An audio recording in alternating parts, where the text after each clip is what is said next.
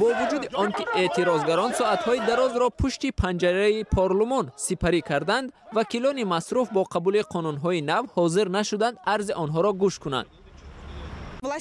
حکومت عوض می شود. زمانی عوض شدن حکومت معلوم نیست که این اقدام پرزیدنت فعلی و یا از آینده است. از این خاطر آنها کوشش دارند با استفاده از فرصت نامعینی لایحه را قبول کنند. هزارها قانونی که برای قرغیزستان ضرورند ساعت خود را منتظرند. اما اینها باشند عاصم سر همین طرح را به بررسی پیشنهاد می کنند. سخن درباره طرح جنجال برانگیز مربوط به کودکس آب می رود. اگر این اصلاحات قبول شود، بعضی شرکت‌های کارکرد معدن‌های کوهی حق پیدا می‌کنند که با استخراج طلا از زیر پیریخ‌های مشغول شوند که منبع آب تمام دریاهای قرغیزستان است. اصلاحات مذکور را حکومت در گذشته نیز می‌خواست از طریق پارلمان به قانون وارد کند، ولی بنابر تنقید زیاد طرح را برای کارکرد باز پس گرداند.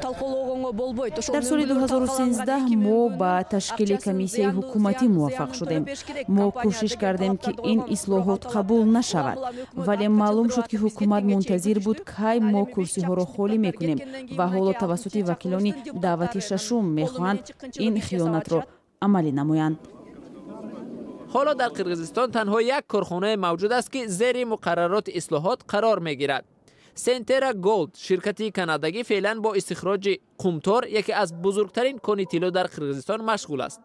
قرارداد با این شرکت بارها بازنویسی شده است. مقامات قرغیز را باشد پیوسته به آن عیبدار میکنند که رعایت معیارهای زیست محیطی را از جانب سرمایه‌گذاران نظارت نمیکنند.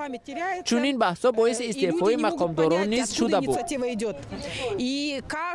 با سبب آن که نخست وزیران زود عوض میشوند، مردم در گمراهی میمانند و نمیفهمند که تشبثکار این اقدام کیست. هر نخست وزیر برابر آمدن به منصب کوشش میکند این مسئله را دوباره با هدف شانتاژ کارخانه‌های کارکرد معدن به بررسی بگیرد. تحلیلگران میگویند مقامات بنابر آن که سنترا گولد الکی دو پیریخ بزرگ را نابود کرده است، مجبور شدند کودکس آب را بازنویسی نمایند. وکیلان نیز این را رد نمیکنند. سنترا گولد هنگام استخراج 20% دو پیریخ بزرگ داوود و لیسی را ویران کرد. 20% باقی مانده را عموما از بین برد.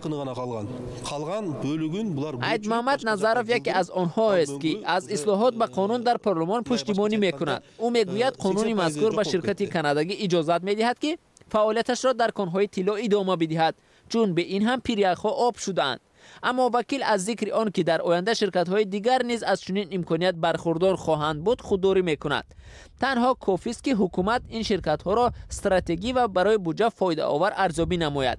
این هم در حالی است که چند پیش المازبک آتمبایف رئیس جمهور قرغیزستان در جلسه سازمان ملل گفته بود که نابودشوی پیریخ‌ها میتواند برای این کشور فاجعه انگیز باشد.